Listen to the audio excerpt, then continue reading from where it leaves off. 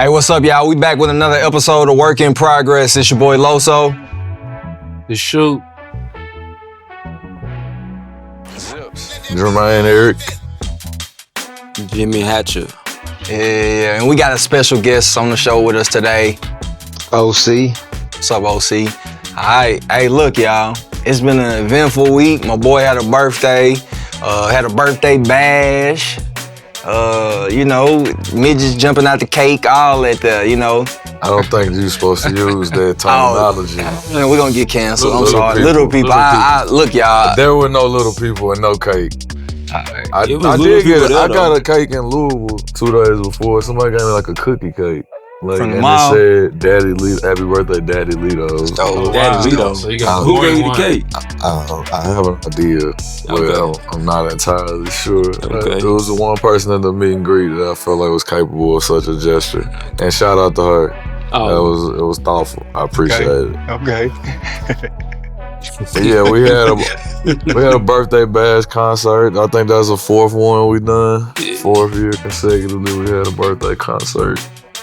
This was the wildest one by far. Wildest, best, just overall, just the grandest one we've done so far. Yeah, it was the grandest, and wildest is probably an understatement, but it was dope. It was a really solid experience, although we had one of the co-headliners no show. So, No call, no show. no call, no Nah, shot. he called. He called. called. Wow, okay. Unpack this, y'all. Yeah. Come on, because we was Cause I was a bird's eye view, yeah. fly on the wall, like he say, I want to hear from the horse's mouth. all right.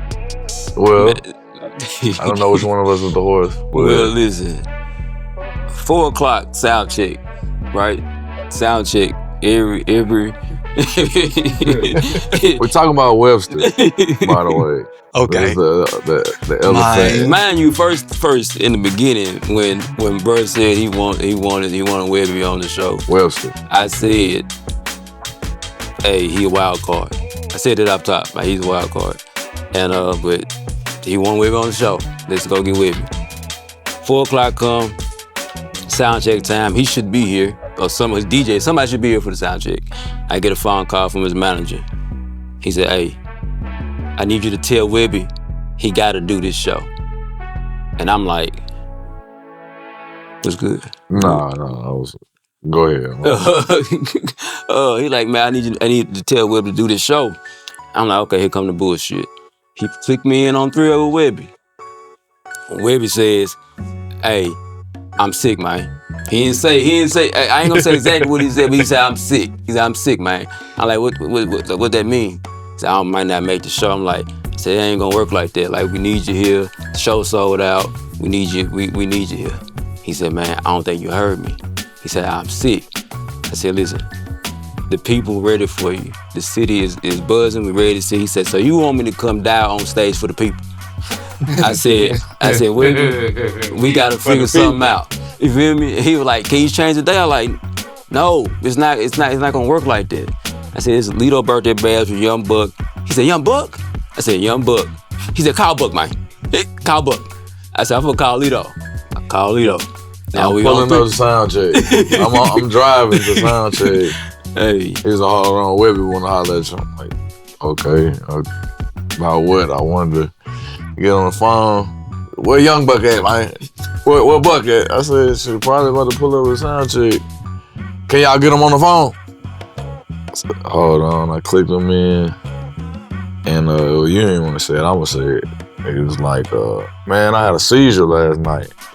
And him and Buck had, I ain't say shit else on the phone because the writing was on the wall. We had sound check. I didn't know if he was gonna be there or not, but I don't know him for him to, want to call me. I didn't know if he was gonna say happy birthday or whatever, but him and Buck kind of, they had a conversation, and it was the result of the conversation. I'm on the way, man. Fuck it, I'm on the way. Man, I'm gonna be risking my life, man, to come up there. And I was bewildered. By this time, I've arrived at sound check. I'm sitting outside, and I'm like, man, I want to take it at face value, you know what I'm saying, whatever health complications you might have had. So I ain't really had nothing to say about that. But I'm also I'm listening to you kind of sound like you always sound when you speak and stuff. So I don't know what condition you're in other than, I know what you had told me earlier in the days that he was on a 5 o'clock flight. He was, and I'm looking at the time and it's like 10 after 4. And then they say he's in Atlanta. I'm like, so this is a little bit after 5. So to me, I was on the fence. So like, I want to believe what you're saying, and I also kind of think you might have just missed your flight. You know what I'm saying? Now, okay, in my 20 years of doing shows, I've had one no-show my entire career, and it was due to weather. It was a snowstorm, and flights were canceled, and there was no way to physically get to Nebraska, where we were supposed to go. Yeah, it was Lincoln, Nebraska, I believe. And we rescheduled it. It was a Thursday show. We did it that Sunday because it was like we were in Nebraska and South Dakota and Des Moines, Iowa, or something like that. Anyway, that's the one no-show I've had my entire career. I've had some janky promoters and some issues with your balance in the back end. So I say that to say I've seen every facet of business, from things being done properly and efficiently to things like we don't have to follow a promoter to 3-4 spots where he collecting money from people in order to pay the balance. We don't have to damn near kidnap promoters moving forward. Like, I mean, it gets sketchy. You know what I'm saying? I've promoted shows, done shows with my guy. Cousin I've been in on. He's been on like in a road management capacity, dealing with, communicating with promoters, drafting contracts.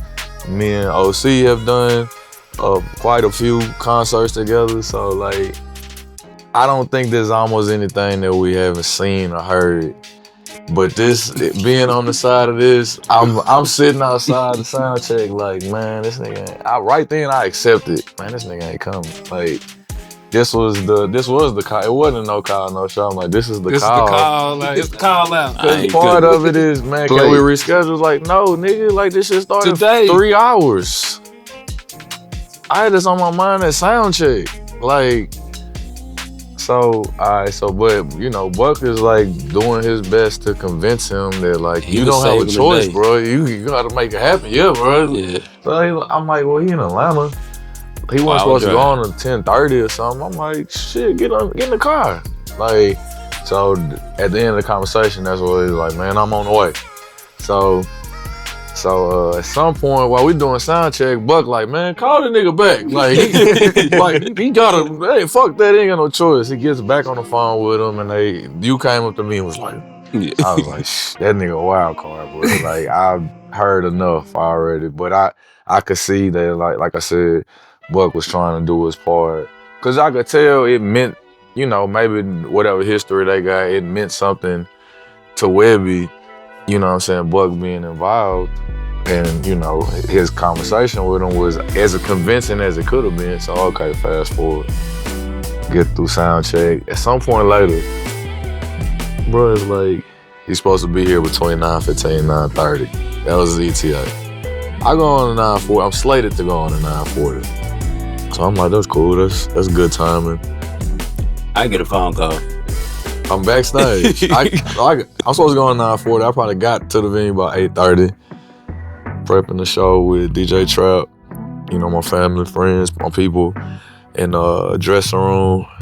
Bro hits the corner, just shaking his head, looking a little vexed. And he was like, man, this is mid-show. This is, the show has started and it's going on.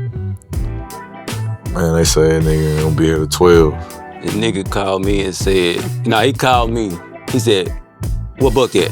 I go give Buck the phone. We on speakerphone. I got him on speakerphone. He said, hey man, I'm on the way. I'm 112 miles away. I was like, I don't even know how far that is. I know it's not close. You know what I mean? Like, and what time is it when you got that call? 10. Okay. 10 o'clock. Yeah, so the show at this point the run of show was a little bit behind. Maybe we was 10, 12 minutes behind. Yeah, it was maybe 15 minutes off the original planned out schedule. But we kind of buffered. We had a cushion for that. So at 10, he's saying he'll be there at 12, and I'm dumbfounded. I'm like, how you lose 2.5 hours? You gave us an ETA. So again, I'm over it again. The venue was supposed to close at 12:30. So I'm like, bro, I let the management here see if they'll keep it open longer, see if we can pay to extend whatever they hard out time is, trying to salvage whatever. And he came back, he was like, they gonna let us keep it open to 1. Shout out to Cannery Hall working with us, and they weren't gonna charge us to extend the time. So it's damage control. So now we make the decision of like, I don't need to go on stage right now. I got a 40-minute set, and it's gonna be an hour plus before this nigga gets here. So we may as well. I text DJ Martin, I was like, bro, I don't know who playing the music. I need you to turn the party up. You know what I'm saying? I kind of understood the crowd, the dynamics of the crowd. Shout out to Murder, he been on the road with us on tour. I've seen him move a crowd even in after hours crowd. So I knew he was right at home. I knew between, him and DJ Coop that they could keep the party, aspect of it going. I didn't want people tapping their feet and like, man, what the fuck going on? And I feel like he did a good job. I could hear the music from downstairs. So we wait, we waited a good 30, 40 minutes before I went on because we were trying to buffer against his new ETA. So it was like, I went on like 11:05, an hour and something later than I was supposed to. I'm on stage, I do my set. Shout out to Paper, I brought out the City Paper, I brought out Black Whistle. And we had a surprise appearance by Don Tripp. I think Buck had brought out DJ Paul, Yellow Wolf, Hambino, and he reunited with D-Tay, who they had worked together since I was in high school.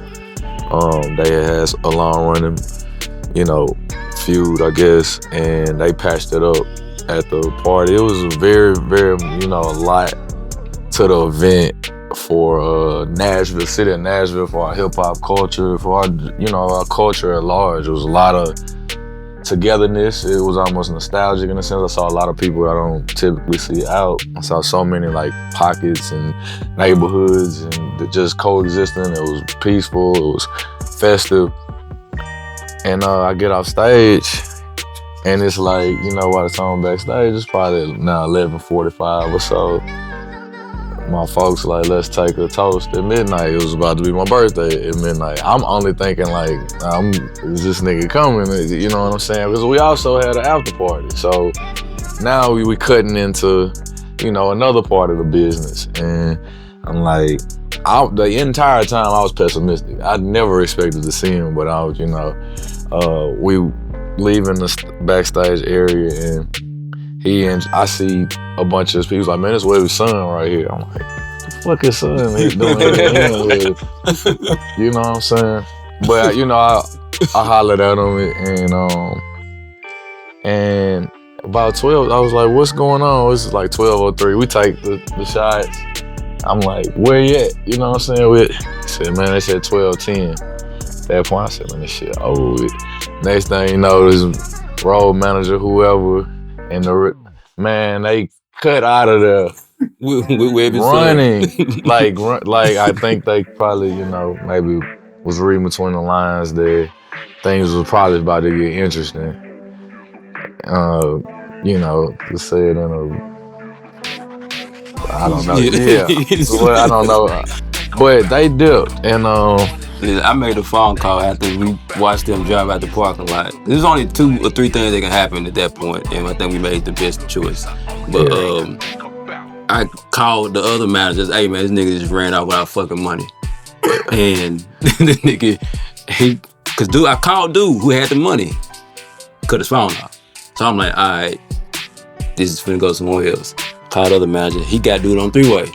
He said, hey man, bring that man his money back right fucking now. He came back 2 days later with the money, $500 short, but he came back with the bread. And, we ended our night, on a decent note. Yeah, I mean, and just for clarity's sake, although I think it's damn terrible to no show, for a gig. I don't understand the logic behind it or the ethics behind it. I don't agree with it. It's one of those, and I wouldn't call it an idol, but it's somebody's music that I've enjoyed in my adult life. You know what I'm saying? We from the same era, kind of same pocket of the rap world, being Southern artists that's, you know, still viable 20 years into your career. I don't respect this shit at all.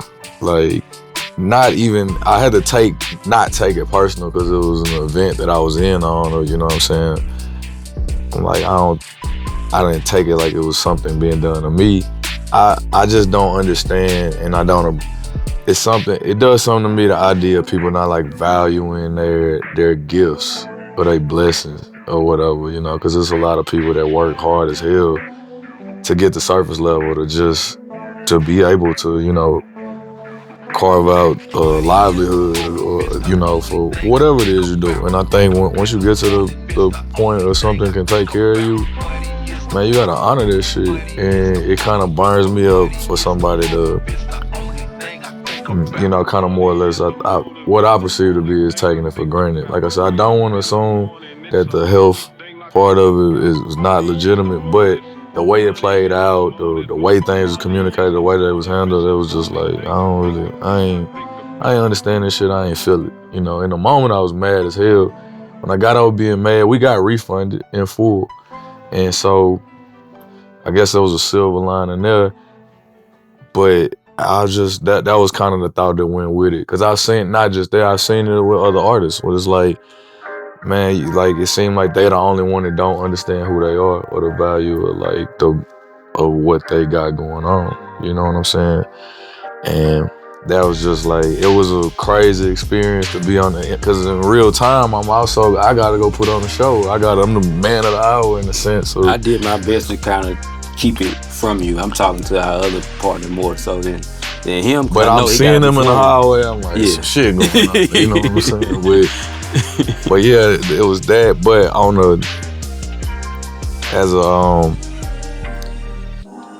the blessing in disguise of it, or the way it played out, I think it confirmed that like the Nashville rap scene has like sufficient like energy, culture, talent, you know, to hold his own, because I don't think the crowd felt shortchanged. I ain't seen nobody like wanting their money back. I feel like they got their money's worth out. I wanted to bring O here because I was talking to him earlier, somebody who was in the audience and got to enjoy the full show. I wanted him to kind of talk about his experience and what that show, you know, looked like from the crowd. From the crowd's perspective, the show was dope, man. It was really like, it was necessary too, you know. But as far as the Webbie situation, I felt like when you got done performing, it was over. Like just in general, you know, the energy, like it was at a high, and I don't think it could have got any higher than the energy that was already in the room. I think they would appreciate it if he would have came, but I don't think they were looking for it and needed it. Especially it was so Cashville in the room. Yeah, you know what I'm saying? Celebration. It was a celebration. Yeah, that was one thing that I was gonna ask, because you touched on it, and you haven't thrown shows, and you know, all of us growing up here, we see a lot of times people's commentary about the hip hop scene, the rap scene, and how it's not supported or we don't support each other. From you being an artist and you all being promoters in the space, what's y'all's perception of seeing all the different people, like from, like you talk about going back to high school with D-Tay and Buck, like to see them on stage at the same time, like, and all those kinds of things. What was that for y'all? Yeah, Los throws concerts and events as well. I mentioned everybody else, but yeah, we all got experience in that space too. So like, my bad, but what you said, what was that like? Yeah, seeing, like, I mean, I know you're a part of the behind the scenes and you coordinating, getting people together, but I mean, I know that you probably are aware of the commentary that people say about Nashville's rappers don't support other rappers, or, you know, we're not looking out for each other. I don't know what people's perception is of what somebody's supposed to do to put somebody on, but nobody's getting put on by people from here. But being able to see all of the local talent that is in the camaraderie as well in that type of environment. I think it's two things that you asked there. It's the unity or lack thereof, or whatever perception there is of that. I think it's like, that's just a narrative.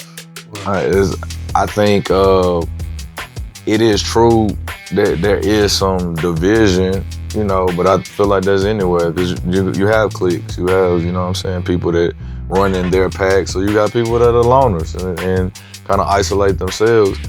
I think what was shown the other night is that there is some semblance of togetherness. We just have to have outlets for it. Like we show, you gotta create them outlets. They not just gonna happen. Like we fought tooth and nail to get into that venue, and that came from sweat equity of, you know, starting. I remember throwing my first hard ticket show at 12th and Porter, and that was in like 2012, or I think 2012 was like just kind of stepping out there on faith, and it was because promoters here weren't willing to pay my rate. You know, it took somebody to tell me I ain't paying an artist from here that much money.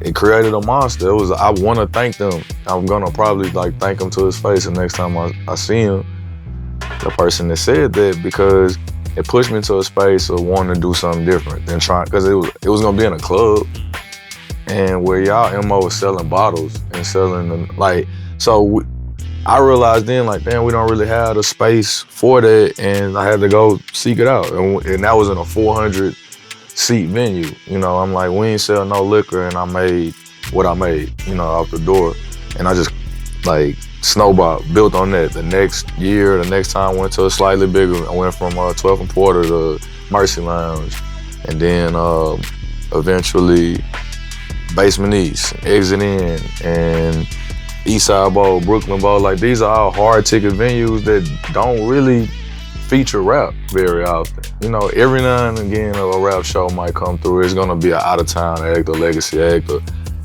but like, these are places where local hip-hop don't exist. Same way you can go downtown and every 2 doors is somebody playing live music, country music.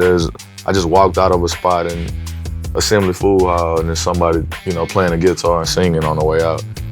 Rap don't have that, you know, that space.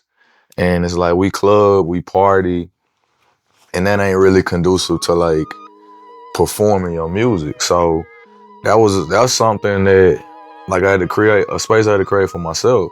Now, I think we are used to trying to like break music in the clubs, because that happens. You know, even early in my career, that's how I broke my music primarily.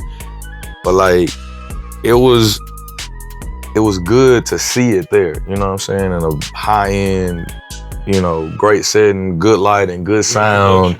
Yeah, production value very high for a rap show. Green room, like upscale, like, it was just right. Yeah, that was. I think everybody there, like, you maybe felt like a rapper. You know what I'm saying? You were like, you got the look necessary for people to take what you're doing serious. And I think everybody also took their job and serious and performed well, you know. And as far as the other part you asked me about, like Buck and D-Tay, like, I mean, it was cool. It was a cool moment for them to piece it up because of the history. You know, they got more history than even Buck and I, you know, and I think that was great. Like, I know that was his hype man. That was, you know, his day one in a sense, or somebody that was there since before he got on. So, you know, it was just a lot of that. Like, but man, it was every artist that touched the stage performed some music that the crowd knew and responded to. And that was also telling. I'm like, man, it's enough of it right here. We just gotta push. And to that point of like pushing each other, I made the decision though, like, I wanted to celebrate us, because who the hell else gonna do it? You know, other than us. Let's prop ourselves up, and hopefully some of them, I'll be able to dope back and see some of those artists headlining, doing, you know, something similar for themselves. It's good to see your platform evolve from, you know, I remember being around, we were doing some shows around that Hot Chicken album, and all the local artists and up and coming artists you put on that album, maybe you might have featured like 10 people. Probably more than that. Yeah, on the city, and just seeing you transform that platform, being on wax to stage, it's been cool. Yeah. I mean, it's I think kind of the same thing I was saying about people taking their talents, their gifts for granted. I kind of feel similarly. Like and I ain't necessarily like choose a leadership role, but I understand like where I am, and I understand how people react to me and treat me like, and I just kind of like own it or embrace it. And it's like I don't want to wear it like, yeah, like I'm a big dog, and like it's not really about what it's worth to me. It's what it's worth to whoever I share it with, or how I deal with that. Now, the one thing that I think is kind of like give and take is no matter how you approach it or what you do, it's gonna be people that feel left out or feel alienated. When I put 12, 15 artists on Hot Chicken, there was another 12, 15 that, and it may not have just been them, it may have been other people saying it for them. Well, why you didn't have such and such on there? Or, oh man, what about it? Or they go, and some of that might be true, and that might be your people, that might be your favorite. A lot of times is, I'm one person, like unless I was doing a double disc or, volumes of it, it wasn't really about, I wasn't being selective to, alienate anybody. A lot of people's relationships sometimes out of sight, out of mind, or people that's working and I see it, or whatever. There was a lot of people that got invited to them studio sessions that didn't show up, that had other things to do or opted against it. I was like, but from the outside looking in, it's kind of like, well, damn, it's no matter what you do, you're not gonna please and appease everybody. Yeah, and I mean, even with this show, once we announced the rest of the acts, the supporting acts, at least 10 people asked me about getting on the show. It was just, the business was done and it was pretty much set. And I was like, some of those people that asked, I'm like, those people trying to pay. And I'm like, this ain't that. It's not a fundraising thing. It ain't. I don't want, not to say it like that. I don't want your money in the sense of like, a couple of those artists had done a bunch of the tour dates, and I saw their stage presence and what they do evolve. Vac, namely, he just put out on his own show. I'm like championing that, like you doing the things that I think it takes to get you to the next level. I'm trying to embrace and support that as much as I can. I see the artists that are most active with their content and with branding themselves. I'm like, if I can do my small part to help push that forward, that's really what it was about. Not to say that other people aren't doing that, but sometimes it's just timeliness, and sometimes it's just being, closer to the source of things. But some of those people, I'm like, you right there, you right on the cusp of it. You'll probably be one of the first people I call the next time if you keep, going in that direction of leveling up. But again, like we had this co-headliner, like that was probably plan D for the show. Also, as far as putting it together, we had, in the outline, the first plan A, they kind of outpriced us. Plan B was, I won't even say outpriced us. We couldn't even get far enough in the negotiation phase. And then plan C, the artist declined. They just didn't want to do it. And so, like, Webbie ended up being, me personally, I wanted another headliner with me and Buck so that people wouldn't make it like combative or competitive. We got the verses, like the whole culture of that. I ain't want to mirror like Jeezy and Gucci Mane or, Bone and 3-6. It's just different verses. That the whole premise of it was like, man, they once upon a time had problems and now they hashing it out here. I didn't want it to be that. I didn't want you to, compare it. I wanted it to be a celebration. So I felt like this was a neutral party and whose music, also correlated with the rest of the talent that was there. And I mean, like I said, the blessing in disguise is I think we were able to see, we really didn't need that for it to be as impactful or, Do y'all have a favorite moment from the show? I started to do it. Man, favorite moment from the show. I think, favorite moment from the show, seeing Yellow Wolf Cry. Man, that was gonna be mine. He stage dive and nobody called him. It's so funny because they told Lito to do it and sound check. He's like, Yeah. I'm straight. It ain't for that. Yeah, that's funny. That's the first thing. So you gonna stage dive tonight? I said, hell no, I ain't gonna be able to I was get in the back up. crowd when he did it, and I knew he was about to do it. And all you heard was the flow. All you heard was hardwood flow. Yeah, you can And see he got him back get up up. and still and kept partying. You feel me? Like it's Hey, just shout part out of to it. Yellow Wolf. It was feeling it. I appreciate Yeah, it. he I was appreciate feeling that. it. I Giggity, appreciate that. Nah, when nobody put no. When nobody had, but the crowd was there and everybody just dispersed. They just like it was just a, Everybody had their phones out like shit. We they finna watch we your finna watch president this. Grove. I seen it on everybody's Instagram story. That's that what's was- crazy. Everybody had different views. So it was like he was watching it from different angles. Like damn. Couple popped up like he was made of rubber. Yeah, he jumped right up. He With was his on- look, yeah. looked like the elf on the shelf. That He shit hopped dope. right up and got on the Damn. So that was my favorite moment, Yeah, y'all. We're gonna have to find the clip. I'm sorry. There's a and bunch put of it, clips we're out gonna there. have to find it. Yeah. What about you, O? Man,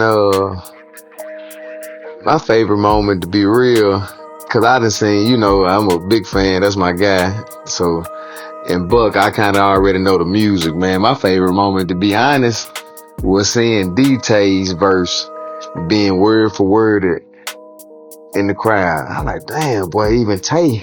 Like, that's why he pop his shit, you know, cause there's a lot of artists in the city that got more music than him, that got a bigger catalog than him, but nationally, he has a verse or two that's, you know, that the community, that the hip hop culture knows, and that's a big accomplishment, man, coming from the city. You know what I'm saying? So I love when he got on stage. I caught myself. I said, "Damn, that's Tay shit I'm rapping, man."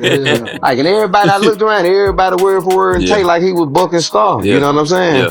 Yeah. And that was cool though. Yeah. That was real cool. I think a lot of people forget that some of them songs that he's featured on, Yeah. like them some big hits. Yeah. That was a time where like I was in middle school singing them, so I can imagine you know what I'm saying, your everyday life, listen to it, going to the club, Yeah, and then the yeah, presence man, that they was in. Yeah. Yeah, man, Yeah. seeing them as kids, like, and then like you said, seeing them on stage, it's like, oh, okay, this full circle. I've been in Sensations with them plenty of times. Never been in, like, you know what I'm saying? Like, that was cool. That's funny. What about you, Shoot? Mine's probably different because we had somebody in our family that had never seen him perform before. So I think for me it was just the experience, being able to have that family member, you know, backstage, then going into the crowd, being able to see the crowd, and then to see, I guess, like a different side of Jermaine, because like obviously, you know, he's not performing when he's with family, and so I think like being able to see him in his element, like they've heard other people talk to him because he's a barber, and so people talk about in the barbershop all the time, but for him to be able to experience, that was probably my favorite part, because that was a new experience for me. So Man, me. Skip me. Yeah, That's cool. we're gonna say the best for last. We're gonna say the best for last.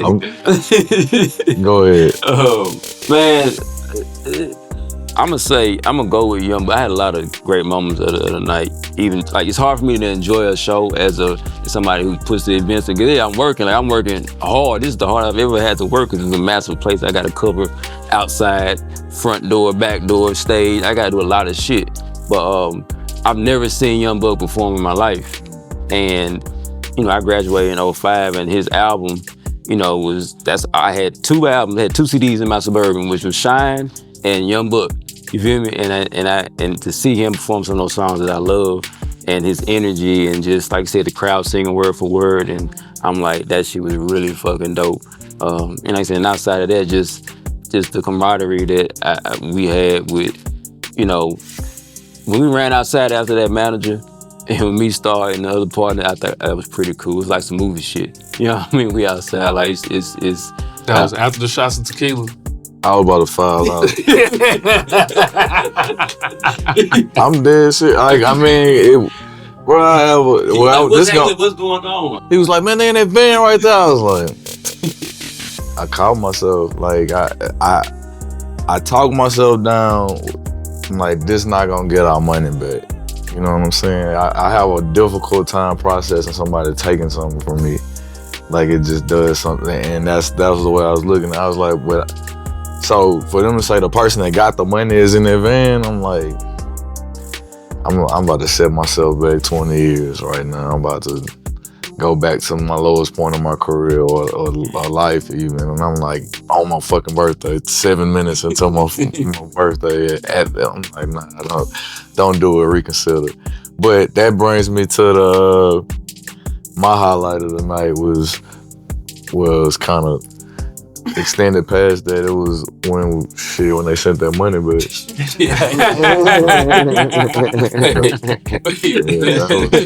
I'm just keeping it real, like. But that's a nice birthday present right there. Yeah.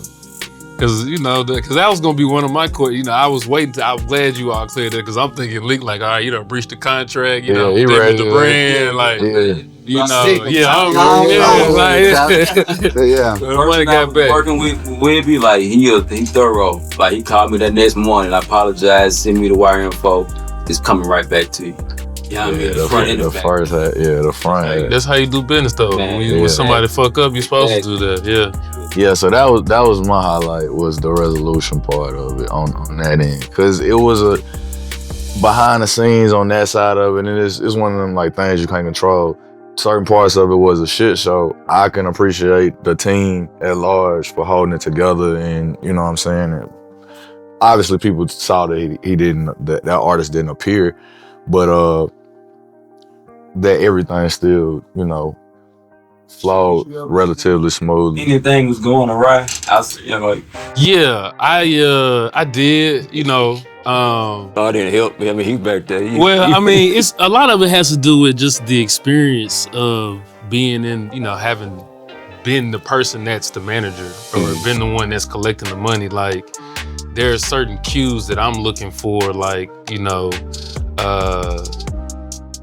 because when I was on the road, doing the shows, my phone call is the phone call that starts everything for the show. So I don't care what the promoter says for his time limit or any of the load in. Like, if I don't feel comfortable, if I don't have the money, then ain't nothing happening. I'm just gonna leave. You don't know where he is. So, I heard a few, times like, I know how he is when he's preparing for his show. So when I'm not working and I'm a person that's allowed to be there, like, I got a ticket, but I ain't working, I'm trying to stay out the way. So, like, I didn't go to the other green room until I felt like, it's close to the time where he should be. He's already went through his run of show. He's already gone over things with DJ. At this point, he's just waiting to go on. Like, I kind of know stuff like that. And because there was the gap in between, like, we done run the shows before. Me and you like to done talk through stuff, and like knowing like, well, there's a gap, there's a reason for it. So, and then I saw your face too. Like, every time I passed you, I'm like, man, like my dad, like, what's up, what's wrong? I'm like, man, I was like, he working, bro. He working. You just gotta be working. You gotta let him do his thing. So, like, after that, I kind of felt that, something was not happening. I think I may have asked after we took the shots. I was like, so are we about to leave? Like, what's the next move? And then you had already went outside, and I was like, oh man, like, and then this nigga took outside after you. So I'm like, man, I don't know where they going. They went through a little side door that I ain't go out of, like, But yeah, I mean, I knew something wasn't right. But again, like O said, I went back upstairs to where everybody was, and the energy had already kind of dissipated, because I think that the people that came there, like you said, him coming would have been great for the show, as a additional piece to it, but everybody left satisfied, like they got what they came to see with everything that led up to it. So, but yeah, like I said, I assumed something was going on, but it was, until somebody tapped me and be like, hey, I'm minding my business. Yeah.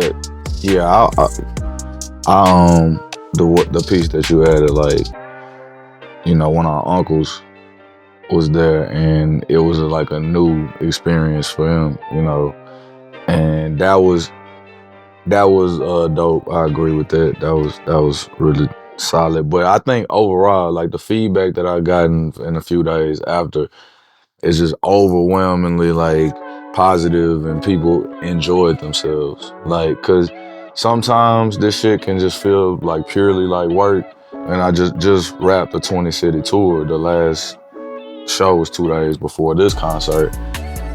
because you're traveling and you don't really have a personal connection to the people there. I mean, it's intimate enough from artist to audience, but this crowd at the birthday bash was like so many like peers, friends, like, or just people that I've crossed paths with like directly in the journey or without. Everybody's like so like excited, even in the aftermath.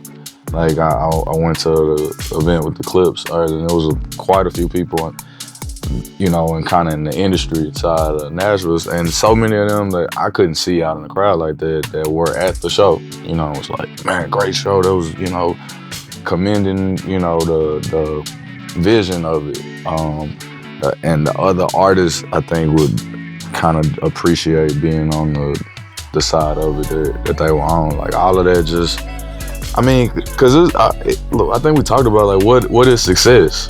Like depending on what, like, you know, turning a profit is always good. Sometimes breaking even is good enough, you know, but like the things that you can't measure, you know, having brought people together or brought people joy or, you know, giving a fulfilling experience on a certain level is like more than you could bargain for out of this. Because I've been at shows that ended terribly. You know what I'm saying? Ended violently. Like people lost their lives. And not necessarily the performers. It could be, you know, the crowd not the energy. The energy. Yeah, just the energy of it. So it could go any way. Like I said, I almost fouled up the other night even. But I'm like, thankfully, things, you know, overcorrected and whatnot. So yeah, we just wanted to just give you some insight of like, this shit is rough, man. The entertainment business, the show business is so much more than what meets the eye. And they have no idea, like, you know what I mean? They don't see the work that goes into or the risk that, you know what I mean, you take. Like, it's more than just like money. You know what I mean? It's a lot of risk you take. All that is on the reputation. That's all I was thinking about when Webbie said, and I had a seizure. I'm like, bro, you about to fuck my whole shit up. You know what I'm saying? If you don't show up, potentially you can fuck my shit up. And but look, like I said, I've had nobody say anything like, you know what I mean, why would they show up, you know, this and all that. It was just I feel like they understood that, man, you know, that's Webbie. You feel what I'm saying? Yeah, that's what I was about to say, cause like anytime, like even like Webster. Yeah, like hearing y'all talk, like I can't, you know, you think about him like how he's been made kind of like a caricature. Cause like when he couldn't read on that radio show, he couldn't read. He's like, y'all got some, like he just, so like it's his persona is like, well, he is not necessarily dependable anyway. You know, when he come down stage for the people. What he said on the phone. It's crazy because when you're dealing with like artists, but it's also my understanding that he made it to Nashville. He was in Nashville, so he's the other part. Let's talk about it. I heard he was spotted at Exxon. I saw and somebody asked him, why you ain't at the show? He rolled up the window on him. Hey, man, don't ask me that. I'm just trying to understand how you make it to the city that's your show. I seen trying to make how you don't want them racks. Yeah, right. Yeah, that's what I'm trying to figure out. How you don't want those racks, man? Forfeited all that money for nothing. He came down here. Him and his whole family is down here for nothing. Yeah. Absolutely. The whole family, they backstage recording, they waiting. But I seen it though. The manager, they said, he said, I gotta go somewhere. Give me the keys. All the little kids look like, they ain't give me my keys. He said, nah, give me the keys. Take the keys, he gone. Okay, I'm just like, all right, you know, this is a typical backstage story. Then y'all come back, Murder come back, he say, man, yeah, Webbie ain't coming tonight. All the little kids look at each other like, I said, hey, man, I don't know what's going. Like, who was in on it? Because it was like the fix is in. Yeah. So, I mean, it's crazy because I think that's the reason why a lot of artists, like, you know, when we book artists, they want their back end before they go on stage. And it's like certain protocols and certain things I think, like, over time that artists have, like, started to put in place. But also, like, promoters, from our standpoint as well, is like, we've been burnt so many times too, working with different artists or different venues. It's kind of like a unbalanced like scale, and it's like you kind of like fighting the uphill battle, but you also like you want to do proper business, and then you know what I'm saying. And it's not like a real like it's hidden taboo. Like if you've done enough shows, you understand. You know how to like you don't know how to maneuver, navigate. Yeah, and I think one thing that's interesting too is that when you talk about the balance between the artist has to protect themselves and the promoter has to protect themselves, the thing that it comes down to you. Do you do good business? Do you have a good reputation? Because I think that looking at a lot of the tour dates and the cities that you've repeated is because of your relationship with the promoter. Because it's been so many times where we get to a show, like he said, we get to a city, and then it's like, hey man, you got the back end. I pull up with the back end. It's like, hey man, this is like $4,000 show. Like, what you want me to do? Like, do you want me to leave? Do you want me to go get the rest of it? And it's because it's a thing where he's telling me as a promoter, I got the rest of your back end, but you gotta wait till 9 o'clock when I get the rest of these bodies in here from this CAD, So then it's, it's a safety thing. It's a give and take. It's like, can you trust the person that they gonna do what they say they gonna do?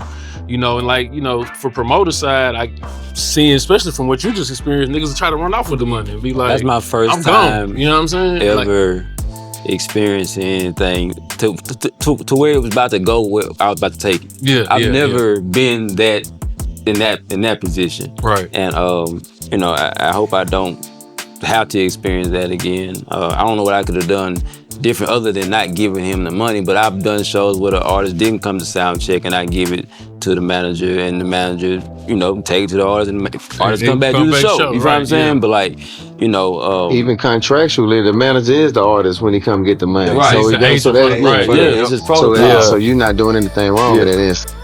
I mean, it's because it's typical, and we even got it worded in contracts. Like, I get paid when I get to the city.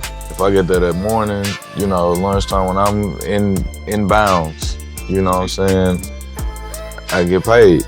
And so that was kind of how I felt. It was like, we know this nigga ain't in town. He just told us. How the manager was wording it, he kept saying, we land. He tried to get me to go to the room to pay him. I was like, nah, you gotta come to the venue, you know what I mean? Like, I need to lay eyes on you, like, in a safer place, you know what I mean? But, it's like, but that's, it is tricky, and it's different, like you were saying, like, I've been on both sides of it. Like I said, in a few nights apart, from I'm talent, and there's a purchaser or, promoter. And then on this end, where I am, on the promotional side, I'm on the side of orchestrating and putting the event together. I'm also talent, I'm a part of it on that end, but like not contracted. I'm in a space where I get paid last versus, when you're talent, you're getting paid first. You're getting a guarantee, you're getting a deposit, and you're getting the balance on that. And it's just interesting, because even with that tour, just some of those dates, some of the dates we just threw the show ourselves, even out of town. But a lot of them, like, we now brokered different types of deals in certain cities, or like you said, based on the relationships. It's like, okay, we had success with this, and promoter doubles back, like, hey, I want to do X amount of dates. I want to do 5 dates, and we'll guarantee you this, and if this amount of tickets sold, you know what I mean? So it incentivizes us as artists to push the show more, because the more tickets we sell, the more money we make. We essentially are at that point our partner on the show. And like I said, we still have a guarantee. If it's a light show, we're gonna, leave with something. But in all those cases where we did deals like that, I think it was like 8 of them, I think 6 of them sold out to capacity. And just the same, it's like it protects both parties. Cause like from the promoter's end, when we putting up all this money, we need to know that you're gonna be posting this, promoting it, like, like getting the work. Cause that happens. You give somebody, they asking price, and I got a show in that city on that day, and that's promoted on the day of. Right. Yeah, I'm on the way. Like, get so many dirt so many times. And it's like, so there's that side of it, but like you said, your reputation which could take a lifetime to build and a moment to destroy. Like, when I go to a city and a promoter does good business, like, man, we damn near friends at that point, because I've dealt with I can appreciate it, and more times than not, what I get is like, man, you like the easiest artists or the best artists that we've had to deal with. Like, as far as like doing what you said you was gonna do, arriving on time, man, you stayed and took a picture with every person that asked. You stayed an hour after you performed, and now that's evolved into like, now we do meet and greets. And now we structure it, you know, and that's like a part of the push. It was like, well, shit, I was doing that anyway. I was doing that years past, like, and people remember that. The audience, I'm like, man, you spent your money to come see me rap. You deserve a handshake. You want to take a picture, whatever, you know, however that goes. But like, that goes such a long way. When I don't necessarily like have music out that's hot, or I'm not in demand, I've been able to double back to certain markets at any time because of my rapport, you know, with the audience, with the promoters, with the city at large. Like, man, he came through here and shot a video. We saw him at the, like... Or go to the mall. I done took you places and you, hey, pull up on me at the mall. Yeah, like... You going out being visible, you promoting yourself like, in the city. I mean, because that helps. When people can say, man, I just seen bro in Foot Locker, I seen him at the Foot... Well, you know I'm going to be at the show. Yeah. Seen him at the mall at 3 o'clock. I ain't getting on the road at 8, 9 o'clock to go on, you know what I'm saying, to go on stage. So it just don't make fucking sense. Like, that's what I got to do that day. That's what I'm doing. You know, I'm in Louisville, walking around downtown at the steakhouse eating. Like, I'm in Louisville today. That's what I'm doing. I ain't at home chilling. Like, you making 5 figures. I stay at my business. But yeah, I mean, it's just, like I said, I think it's a matter of perspective. But that those experiences I've had, like when it was less than that, when I was going for scraps, I still like appreciated it. I dreamt of it being worth more. I used to look and know what other artists was getting. Like, man, if I ever get to that point, like, I can't wait. Like man, I'm not finna play. I'm finna go 10 times harder when I'm making 10 times more money. You know what I'm saying? Or I'm trying to come back 10 more times. As a promoter, that's why I only book people I have relationships with, or somebody I have a relationship with that person. Because that's been a big hurdle, like me thinking about people to book, you know, even talking to you, me and Jimmy. And he's like, man, I don't know, you know, something be too risky. Mm-hmm. So I end up going, man, you know what? I think Star work in this market. You know, I think Triple work in this market, because you got to go with people, you know, you can depend on. Right, you can't have none where you done invested your money to market it, invested with the venue, and then you get I had a seizure last night. I mean, he might have. Now, but here's the thing, why your manager here to pick up your back end? And you got your son in a compromise. And they call us last night and say, hey man, it's not looking good. Yeah, you know what I'm saying? You know, like, it still would have been an issue, but it's like, fam, like, you gotta, I don't believe you. You know what I mean? I don't believe you. And I have a reason not to believe you. See, like, and that kind of reminds me of like when you talk about... Don't ask him about no fucking seizures. I don't want to hear shit else about no fucking season, nigga. Yeah, I remember that interview when he said that. That's all I was thinking when... I'm just saying. Go ahead. Go ahead. I'm just saying. Nah, he don't want to get asked about seizures in the interview because that's his excuse that he uses on the road. Nah, I believe he probably really had issues with it at some point. At some point, or he said, "Did you hear what I said? I had a seizure." I like, Webbie, we need you, man. We need to pull up, Webbie. Like, what you gonna do, man? Your manager's here. You know what I mean? Something fishy going. You ain't tell him, you ain't tell him. Right. Like, your manager want me to meet him with this money, and you called me 30 minutes later talking about I had a seizure last night. I'm still in Atlanta, Georgia. Or when you say you had a seizure, you need to be saying, man, I had a seizure, man, I'll make sure y'all get that bread back. Simple. You feel me? That's if you had a seizure, that's how you handle that. I'm gonna make a video saying I apologize, something. You know what I mean? It was none of that. Come on, man. You know, he want me to change the date. And we work hard for that little change, man. To be trying to invest it and flip it and do it, provide entertainment and shit, bro, for you to play with us. You know, it is personal. And the worst part is, like, I know if he would have came, if the show wouldn't have ran as scheduled, he would have tore that motherfucker up. You know what I'm saying? He would have tore that motherfucker up, but you know, we'll never know. Cause I guess what, I ain't going back over there. So you ain't worry about it. I ain't booking that nigga again. You wanna do it? Hell no. Yeah, okay. Like, man, I ain't doing it. He was playing D. Playing D. He was playing D. I think next time, next show, we got this idea, and it's gonna be for the viewers. It's gonna be for us too, you know what I'm saying? Cause we're gonna have a ball. But I think we gotta do the body cam. We gotta do an actual like work in progress podcast at the show. Like, you know what I'm saying? The day, a day in the life. Jimmy, like, I don't So know. did somebody, did one of our assistant executive producers give you the idea already and you didn't listen? That's what it seems like. Really, I'm glad we didn't have that for the That was gonna be incriminating. That was gonna be highly incriminating. I'm telling you, I was about to find out. Yeah, it was. He said, man, they running. They leaving. He ran out to me like, what's going on? I'm like, so you said, yeah, body cam, everybody. You can see. So you can see the crowd, because that's what we was talking about backstage. Like, you see give a different level of insight. And we'll be maybe like reporting the show, kind of going hopefully through we that. won't have this type of shit happen. Yeah, we're going to do the backstage. That's what Patreon. I'm already have my hand over the camera. All right, so the first one that we did, a co-headline with Currency. The second one we did was me and Don Tripp.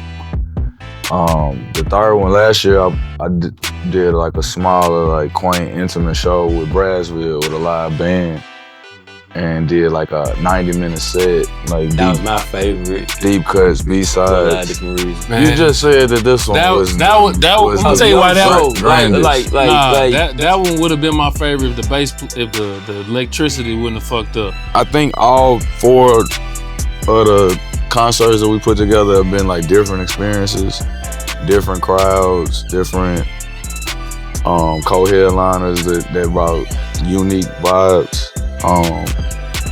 The Currency one was a little smoked out, like massive. It was just a cloud. It was just a cloud at the top of the venue. Their ventilation was questionable, and it was just smoky. I was gonna say that's what this past weekend was smoky too. But it was a lot of different type of smoke. It was cigarettes.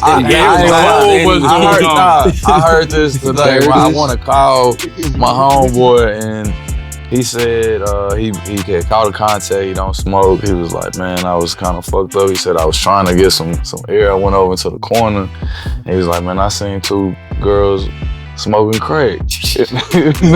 And I was like, I said, bro, you telling me somebody was smoking crack? He said, bro, it was 2. He said it was 2. They was a little bit younger. He was like, I was younger than me. Bowl of weed, man. Man, he said crack. Nah, man, they was on the bowl, cuz. They was on the bowl. Nah, he said this was different. I mean, I think he knows crack smoke was enough to not misidentify. The smoke that was in the room, that it smelled like it was somebody smoking crack in my shop. I was like, that's fire, bro. It's going down. We have a range of a wide range of audiences, bro. You might be a first. That's a first. You got crack smokers in the show. You know how much them tickets cost, bro? That's impressive. Man, I just heard that about 2-3 hours ago. That crack is someone was witness smoking crack in the back of the show, and I was like, that is a first. Not dang. That's his. But yeah, so I say that to say the unique experiences we had, the weed smoke galore at the first show, then was at the Tunnel. So he just elevated series with Tripp was like a rap show. A real, it was hot as hell in there too. And then the unplugged, the live band thing with Brassville, like that was the longest solo set that I had ever done. That was with no backline too. Like it was very impressive to watch him get up there and do that. Just the band and him rapping. And the rap. Like, even with shit going awry shout out on stage, right now. The show. Robin did an extended feature part of my set. I think that's a consistent compliment I hear, you know, when I took you to different cities and, you know, we have openers, and the openers might be sitting in the crowd or be in the VIP section watching you as a headliner. And I go up there, usually they might be somebody I know I have a relationship with. And one of the compliments I hear consistently is you rapping with no backline. You know what I'm saying? Knowing all your lyrics, not doing karaoke on stage. Yeah, I mean, that's an argument that the purists, the rap purists, like talk about, like, man, you rapping over your vocals and shit like that. I used to. I mean, honestly, it was from not knowing any better. Like, there ain't really no school for this shit. So until that became a conversation point, or until I saw like seasoned, polished artists doing it, and I'm like, it just sounds so much better. You rapping over instrumental, or at least a show version of show track. Show track. And I mean, hell, I think Buck was one of the first people that I like saw doing it, because I was on the road with Gotti for the longest, and early in his career he was rapping over his songs. So that was, to me, like the way it went. I got on the road with Buck, and I was like, damn, he's rapping over the instrumental. Like, I mean, he got a big rap voice, like a strong voice. And I'm like, it sound even better live like that. And I think it's just something that come with the like craftsmanship of like it's performance art, if you think about it. Cause and where it's highlighted, the first show I did with Brassville with Slim and Huskies, it was outdoors.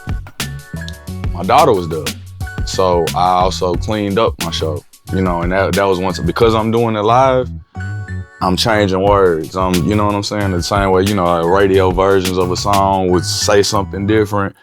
I'm not just not saying the curse word. I'm having to figure out something in real time to say that either rhymes or same amount of syllables, and because I don't want to be up there cussing. Like, she's out there listening. And having to do some clean shows, like I did one for like a political rally earlier this year, I think. And it's just like welcoming the challenge of it. Like, it's times when, you know, I kind of freestyle or switch some lyrics because they dated. You know, I say something 10 years ago, drinking, like now my shows like 20 years ago, because the music might be dated. And that's just a part of it. I think to be able to, now it get tricky when you mess up and you got to get back on track without them lyrics. Without the lyrics to support. Yeah. Pre-chord. And but yeah, it's a difference. When I started doing it, I noticed a difference. That's part of even my fitness journey. Is like, now I gotta get my wind up. It's a lot of fucking work. Like the 90-minute show made a man out of me up there. I was like, man, I'm tired. You know, so I would just rap for 90 minutes straight. Yeah, that was real. That was too real. But yeah, that's I forgot the rest of what we were saying about. Oh, from those sports show, I was gonna ask y'all if y'all had a suggestion. I know we a year out, but what would y'all, like, as you know, people that enjoyed it and what you took away from, what would be your suggestion maybe for a co-headliner, or what show would you like to see for like Starlito's Birthday Bash for the fifth annual, as we go to the drawing board on some events? Is it like, do I got a budget restriction? I mean, nah, not as far as, you know, we might have budget restrictions when it's time to do it, but it's your suggestion, like, you know. What do you think, Los? Because you go to the Young Book first. Come on, youngster. I'm gonna go Gates. That's strong. Man, that's crazy, because he called like 2-3 days before the show, and he wanted to pop out, and surprised it didn't work out. Like, logistically, had some other things come up, but like he almost was a surprise guest spontaneously for this one. So that's a cool suggestion. I don't know, some more shit might have went left based on what he was calling. Yeah. I'm gonna go on and say Boosie. Okay. So they should have got this go around. They was in the DMs, and I said how much, and they said well, no. Yeah. I said no. What about you, cuz? Mine is for the type of show, not necessarily the co-headline. Okay. So like that's why I was asking for a budget because I'm a visual person, and I think that I remember what show it was that y'all did when y'all was running. That's Brooklyn know what I Road. mean? Yeah. Brooklyn Bowl, like having some maybe like a show to where you perform songs that you may not have a video treatment for when you first released it, but it has staying power. And you performing it with the video treatment behind you on the screen. That's why I asked about the budget, because you're gonna have to shoot a whole bunch of videos. You didn't give an artist. I said I wouldn't. I said that. Yeah, I used to have like Mine was a production. Yeah. production Kinda thing. Trapped Yeah. in the closet video. I'm gonna jump back I in ain't now. doing that. I ain't talking about that like that. Larry June would have been crazy too. That was Plan B. Larry June would have been crazy. That's my part. I would have been. That's me. Like what I would have wanted to see. The nostalgia of the Boosie is what I picked Boosie for, cause you know in the same energy era, come up era, all of that like that, just being aligned in that era. But as far as where you are now, artistically and musically, I think the Larry June would have been crazy, especially with Currency being out a couple years ago. Or that's like I said, Plan A was Jadakiss and Styles with co-headlining with me and Trip, and that was largely what we were able to do with the Step Brothers, and equal parts like homage to them as like a lyrical duo that's so complimentary. You know, I liken what we do as far as back and forth rap. That would be like, at least for me, I can't speak for Trip, but like my biggest influence as far as like two people that I felt like rap together so fluently and so well, and you know, it's like a finish each other's sentences type of time. So the fan in me, that's the show that I would pay my money, I would pay whatever ticket price to see, because I feel like you're gonna get above and beyond quality rap show. Seeing what I know it was the Locks and Sheik was included with that, but seeing what they did, the verses, the showmanship, the stage presence, and aura, and etc. Real art of MCing. You know what I'm saying? Like, so that's why that was Plan A. Plan B was Larry June, because I mean, as my guy, we go way back, doing some shows together. Shit, I think 7, 8 years ago. You know what I'm saying? Way early in his career. And we got a relationship, done a little music together and whatnot. Just seeing his come up, it was like a meteoric rise from when I met him. I'm always like, I can always appreciate that. Like seeing, even when you named Kevin Gates, like I wasn't around day one. I was around early in Kevin Gates' career. Just watch it, you know, go through the roof. Same with Dolph, same with Don Tripp. Like, there's been so many people that, hell, Yo got it in the sense of like he was regional. You know what I'm saying? And to see that transcend the region to like superstar status.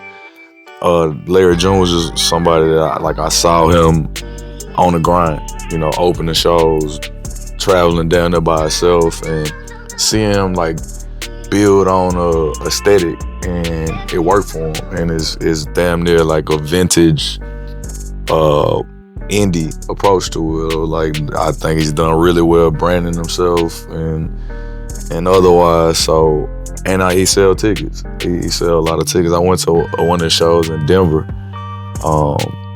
and it was man, how long ago that was? It was a few years ago, but it was sold out. And I'm like, for like a West Coast act to be able to sell tickets everywhere like that, I thought that would have been one that was like distinctly different than most of those other pockets. Plan C was to curate a purely Nashville show featuring only Nashville artists, and I had kind of my personal like Mount Rushmore, kind of more or less, or the artists that I felt like belonged, because it was, at the end of the day, it was my birthday concert, so it wasn't really necessary about it being agreeable. Of there might be other people that people would put above, but these would have been my picks to co-headline with me. And with that, my intention was gonna be to add maybe 5 or 6 more artists as support, and we ended up doing 3. because of the way we approached it with the other co-headliner that didn't show up. But you know, that ended up, my vision for it couldn't quite congeal. So we, like I said, we went to Plan D. I don't know what Plan E would have been. So who was your suggestion? Man, I'm gonna go West Coast. Somebody like Amazi, somebody I listen to a lot, and fuck with his music. Sacramento, or him or Schoolboy Q. Like, I feel like, you know what I mean? I like both of those are gritty and grimy, and they both lyrical in my opinion. I think that would be something dope that's fresh and new for the city that would add to a show like this. So that's just yeah, I have an idea, or it's kind of, and it may not be the birthday show, it may even be sooner than that. But similar to like the Jadakiss and Styles idea, I wanted to do he said it on a song that's on our album. I wanted to do a festival style show and co-headline with A by MJG and Don Tripp, Starlito, A by MJG, because I think as far as Tennessee rap duos, like it's a passing the torch, you know, or from era to era. I don't want to say passing the torch, they still, yeah, and they still doing it at a real high level. Like they killed the verses on our album. And I think that would make for a dope show. Yeah. That's similar, like I said, a celebrating us kind of thing. My vision for it would be to do a show in Memphis and in Nashville on like consecutive nights, and you know, so it's some overlap there. Like that right there. Hey y'all. Putting it out there in the atmosphere. We're putting that in the atmosphere. If you listening, you watching right now, put something in the chat. Put something on the chat and let us know who you want to see for this year. You know what I'm saying? I'm on my streaming shit right now. You know what I'm saying? Let's go chat. Like and subscribe. W's in the chat. Like and subscribe. Like and subscribe. Work in progress. You know what I'm saying? Podcast, show, whatever you want to call it, man. It's big things over here right now, right today. So if you've been watching, you've been listening, you've been subscribing, keep supporting, keep watching us. We got plenty more shows to go. We got plenty more guests. Ain't that right? Yeah, so before we go, you got anything you working on that you want to let the people know about?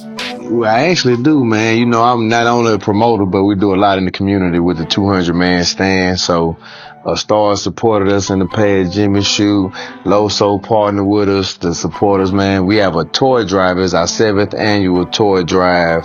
Our 7th annual toy drive this Saturday at the Magruder Center, 12 to 3. We have about 250 families registered already. So if you have any donations that you want to give, any clothes, shoes, toys, we just need some support or donations. Cash App the 200-man stand, or you can pull up and get one of these guys. They'll get it to me. And we'll put his contact information at the bottom. I ain't gonna lie on that Webbie shit right now. No call, no show. He gonna call, but he ain't gonna show. I'm on the way. I'm on the way, man. I'm on the way, man. I'm on the way, man. Nah, I'm on the way. Hey, so yeah, you're right. Oh, that's what you working on right now? Yeah. What y'all working on? Cause you know New Year about to come up. What's up? What y'all working on? What talk to me. I'm trying to get a tenant in one of my properties, so that's what I got to figure out before the new year. Get no squatters. Nah, we ain't doing that. I'm about to get in the studio. I'm inspired by, like I said, the tour. That's his own grind, and I mean, I hope to tour and hit the road, you know, early in the year even. But I think the new music that I'm about to drop is gonna put me in position to hopefully make it an even more like eventful 2026. But I'm like excited to get back in the studio. Even sitting, listening to the clips talk about the process of making the album they dropped this year. I sat in there, it was like an hour or something conversation, sit down earlier today. It was like refreshing and inspiring, and because I looked at it like, man, they writers. Like, as much as, I don't think it's a right or wrong way to make music, to approach it, whatever works for you is cool, but like, sitting there and like the like-mindedness or because I've listened to that album a few times. I was like, I could appreciate the craftsmanship, and it just made me. I just want to zero in. I want to lock in, and have some attention to detail with what I do. Like I've absorbed all this energy from hitting these 20 cities and even the birthday concert, and I just want to pour that much more into my craft and reap whatever comes with it. So I'm locked in on that. It's gonna be dope. It is. I'm excited. About that. Yeah, I'm excited too. I'm gonna have to go get the studio. I might need to go buy another studio. Yeah, shit. Yeah, I need. Yeah, we need you, Los. I might need to buy another studio. It's so okay. It's, I guess, humble brag spot. Last I recorded Imposter Syndrome, my entire album that I dropped last year at Los Studios, at NBM Studios. We recorded a few songs with Step Brothers for Life there as well. But bro had, he got his hands in a lot of business, a lot of ventures, and that was one that kind of like brought us together. You know what I'm saying? More so of doing business together. Like he was about to shut the studio down, and I was like, bro, let me sublease it for a couple months. I want, just like kind of how I feel now. I'm like, I want to lock in. I want to get in the studio. I was like, this could probably benefit both of us. Give me a home base to record, and kind of if I could help like lighten that load, or I understand what it is to run a business and everything that come with it. Like at least you have a consistent client. And at the time, I was hoping to bring in more clientele at large, but we kind of discovered like, man, we was okay. This is a sidebar when you were saying about the culture, the identity, and how people view like Nashville rap at large. Man, we realized it's tough because some of it is resources, and like at that price point, it's like, man, I took for granted that like, man, a lot of people can't really afford studio time. You know what I'm saying? Consistently at a certain rate. I'm like, that shit comes with having a recording budget.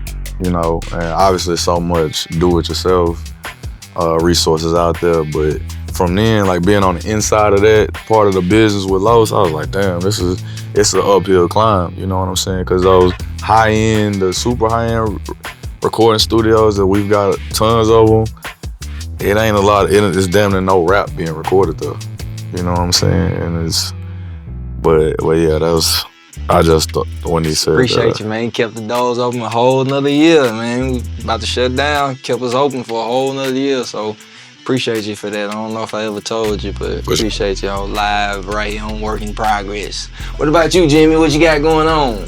Man, I'm trying to get my mind ready. I'm planning on shooting my first comedy special in April. Oh shit! Called Grief Counseling.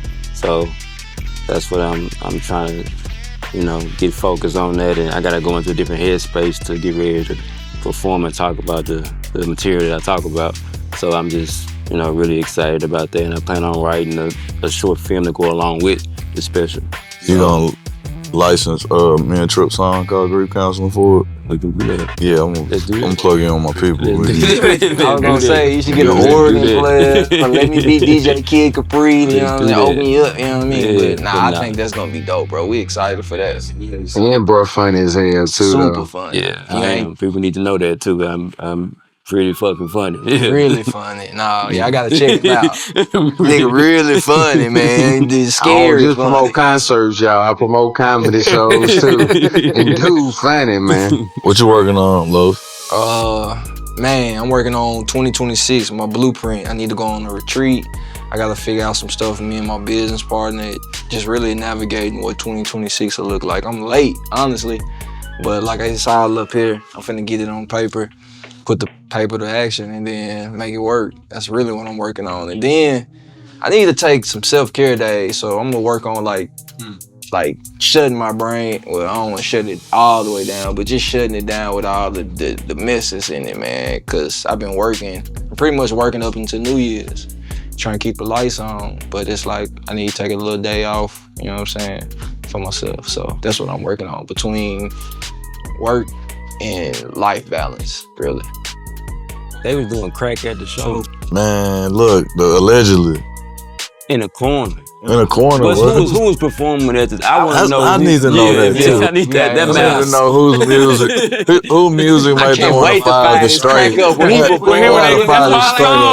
I'm taking hits. They took that shit serious. That's my song. I can wait to the song. Come on. When they play this right here, I know DJ here tonight, girl. Don't put it on tape. Nah, my man, Tay, not you.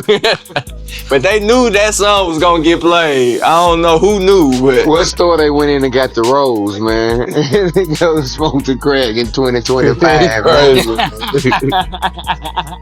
Yeah, damn. who what? Hey, it's hard out here for a pimp if you I doing didn't it in even the know show. that crack was still being sold. Feeling it. I thought everybody converted to fence. I mean, Nigga, that's better than you doing somebody doing fitness. Now crack is better than fence. I hate to say it. It's better. What do you What mean? are we it's talking better? about now? What I makes it shouldn't say better? better because that might imply that I've used. Less harmful. He said less toxic. How do we Less get here? toxic. That's not work in progress, y'all. That's WNP. Hey, look. Hey, crack Hey it. man, we Crack appreciate away. y'all. Hey Mike, say Mike. We appreciate y'all. I'm on the way, Mike. I'm on the way, Mike. We on the way, Mike. I'm 112 miles away. Like Nigga, I'm on the way. This is another episode of Work in Progress. It's your boy Loso. His shoot. OC, thank y'all for having me. Well, y'all got some names on y'all.